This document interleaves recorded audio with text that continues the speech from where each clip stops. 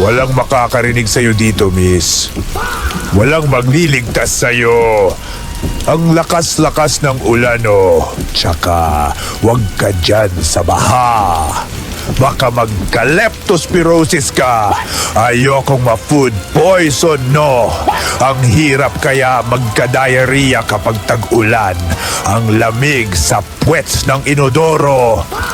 Yamatay kudasai! Boss G? Kukwentuhan kita. Mga katoto, i-like ang video na ito at mag-subscribe kay Boss G. Napakabilis na mag-animate, super gwapo pa. Hello sa inyo mga Lodi. Ako si Boss G, ang pinakamabilis na animator sa Pinas. Ang gwapo mo talaga, Boss G. Lalo tuloy akong nai-inlove sa'yo. Tagulan na naman, puso na naman ang baha. Walang pasok sa school. At mayroon ding mga naliligo at naglalaro sa ulan. Ang siya! Kayo ba gusto nyo ba ng tag-ulan? I-like ang video na ito kung gusto nyo ng tag-ulan. Ako gusto ko sa tag-ulan ay may kayakap na maganda at sexy na chicks. Cuddle weather kasi eh. Boss G? Alam nyo ba na kapag tag-ulan ay maraming mga aswang? Yan ang topic natin for today's video. Aswang hunter kontra aswang sa tag-ulan. Kukwentuhan kita. Nagsimula ang kwento sa isang hospital nang dumalaw ang mga aswang hunter at fighters na sila Lolo Busting, Tipaklong at Toto sa kaibigan nilang si Wapong. Dr. Johnny, kamusta na po ba ang kaibigan naming si Wapong? Pasensya na kayo. Masamang balita. Matindi ang tama ng rabies sa kaibigan mo. Tatapatin ko na kayo.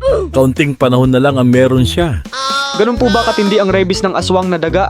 Hindi ito dahil sa aswang na daga-iho. Narabis siya dahil sa kiss ni Lola Aida. Matindi ang rabies na dulot ng kiss ni Lola Aida. Tanging ang mga viewers na lang ng Boss G Animation ang makakatulong sa kanya.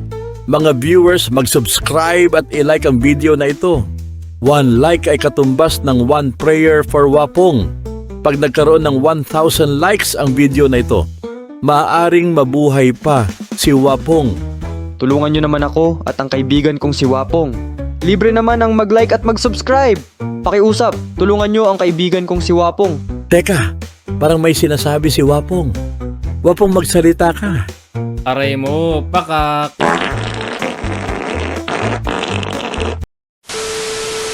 Sana marami ang mag-like para sa iyo, Wapong. Mag-comment na rin kayo ng Save Wapong para makaligtas si Wapong. Toto, okay ka lang ba? Parang napakalungkot mo. Naaawa kasi ako kay Wapong Lolo Boosting. At naubos na rin ang pera ko sa gastos sa hospital bills niya. Hindi ko na alam kung mapapagamot ko pa siya. Lalo na at tag-ulan ngayon at mahina ang benta ng binibenta kong malunggay pandesal. Hirap din kasi ako magbenta ngayon dahil sa lakas ng ulan at baha. Huwag ka nang mag-alala, Toto. Upang maalis ang gulo sa isip mo tuwing gabi, kailangan mong humanap ng 4 na pusa. Hindi 3, hindi 5. Dapat eksaktong 4. Titigan mo sila sa mata isa-isa hanggang sa sila ay humikab. Kapag humikab sila, ibig sabihin sinipsip na nila ang mga alalahanin mo. Pagkatapos noon, magmiyaw ka ng 3 beses sa hangin bilang pasasalamat sa mga espiritu ng kuting. Puro ka namang kalokohan, Lolo Boosting. Ang point ko lang ay dapat chill ka lang.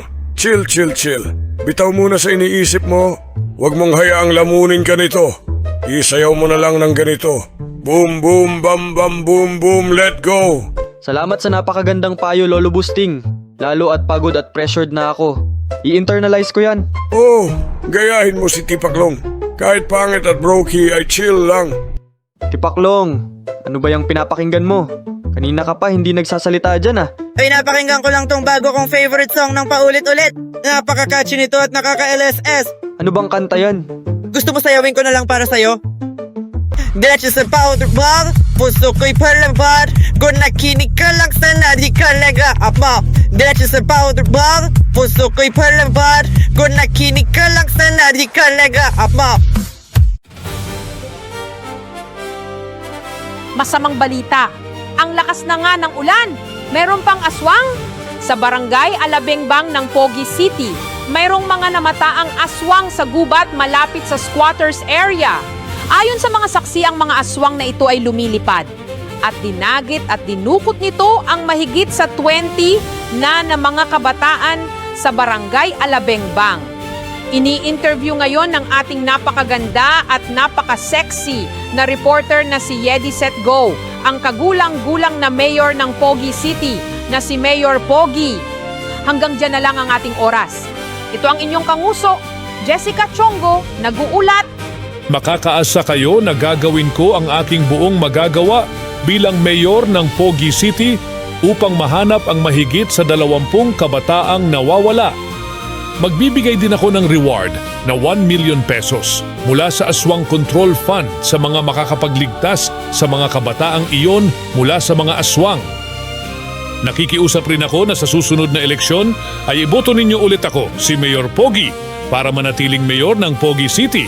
Kay Mayor Pogi, Pogi ang kinabukasan. Kay Mayor Pogi, Pogi ang kinabukasan. Wow, Toto, napanood mo ba yung balita? May reward na 1 million pesos para sa makakapagligtas sa mga kabataan. Dapat tayo ang makakuha noon.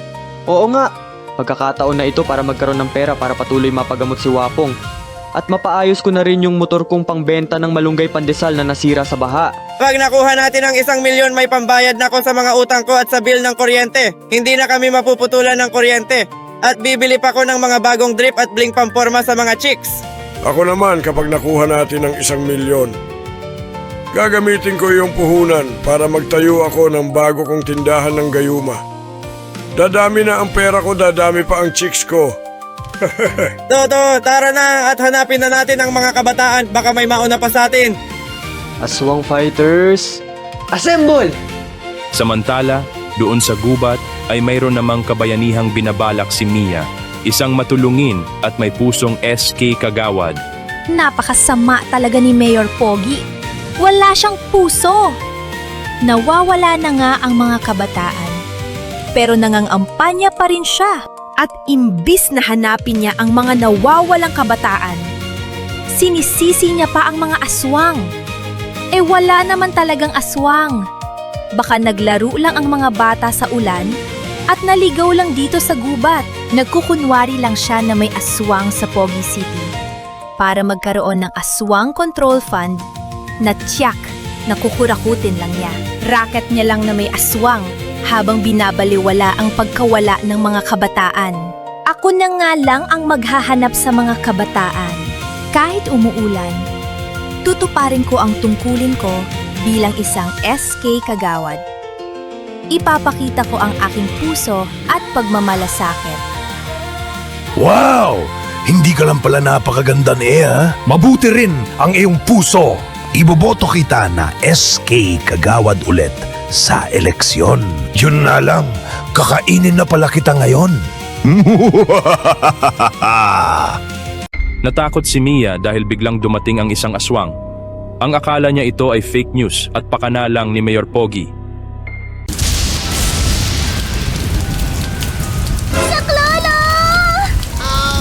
Walang makakarinig sa'yo dito, miss. Walang magliligtas sa'yo. Ang lakas-lakas ng ulan, oh. Tsaka, huwag ka dyan sa baha.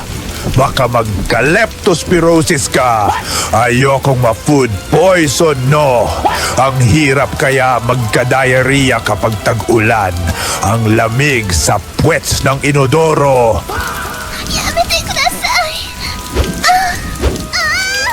Maililigtas kaya ng mga aswang fighters ang mga kabataan? Ano ang mangyayari kay Mia? I-like ang video na ito para magka-part 2. Aswang fighters, tayo ang liwanag, kababayan.